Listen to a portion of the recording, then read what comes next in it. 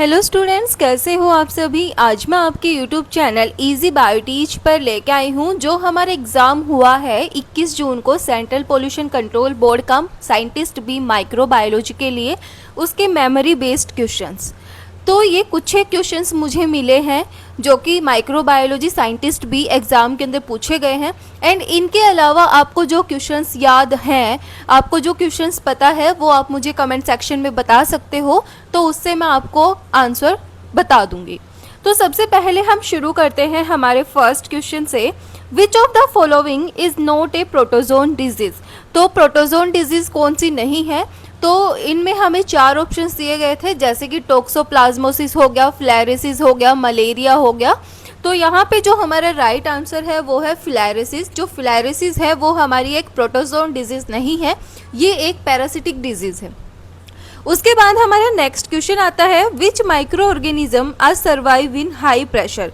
तो वो micro organism जो सर्वाइव करते हैं हाई प्रेशर के ऊपर, उनको हम क्या बोलते हैं। तो उनको हम बोलते हैं पेजोफाइल्स या फिर बैरोफाइल्स। हाई प्रेशर के ऊपर सर्वाइव करने वाले माइक्रो ऑर्गेनिजम्स को हम क्या बोलते हैं, या तो हम पेजोफाइल्स बोलते हैं या फिर हम बैरोफिल्स बोलते हैं।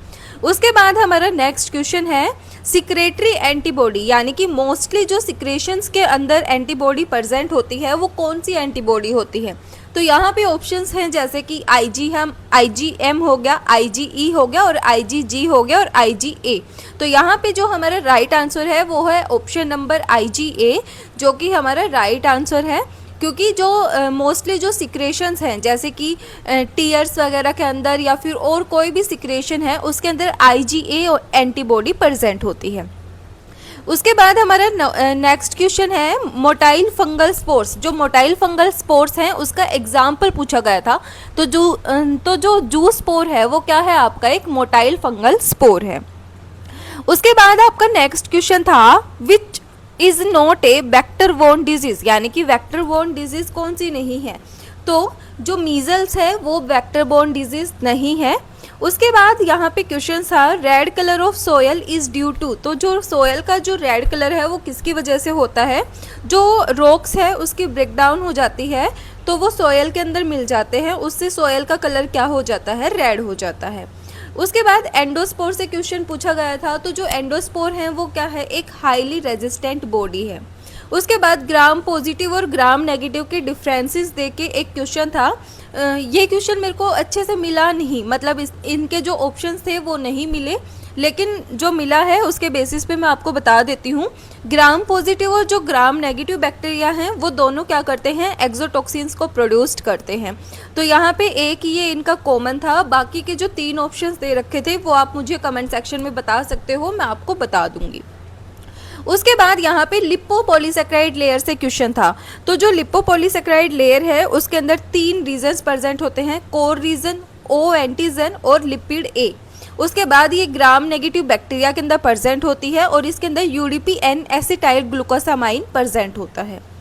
फिर हमारे यहाँ पे नेक्स्ट क्वेश्चन आता है, जो एडवर्ड जेनर थे जिन्होंने वैक्सीनेशन की टर्म को इंट्रोड्यूस किया था, इन्होंने सबसे पहले वैक्सीन बनाई थी स्मॉल पॉक्स के ऊपर। तो जो स्मॉल पॉक्स के ऊपर इन्होंने वैक्सीन बनाई थी वो कैसी थी। तो जो वैक्सीन थी वो कैसी थी, लाइव एटेन्यूएटेड वैक्सीन थी। उसके बाद एक क्वेश्चन था, table is fill in the blanks of wood, यानी कि टेबल किससे बनी हुई होती है, table is made up of wood. तो ये यहाँ पे पूछा गया था, इसका क्या आंसर है, मेड अप ऑफ वुड। उसके बाद यहाँ पे आता है, एग्रोबैक्टीरियम इज ए प्लांट। जो एग्रोबैक्टीरियम है उससे भी क्वेश्चन पूछा गया था।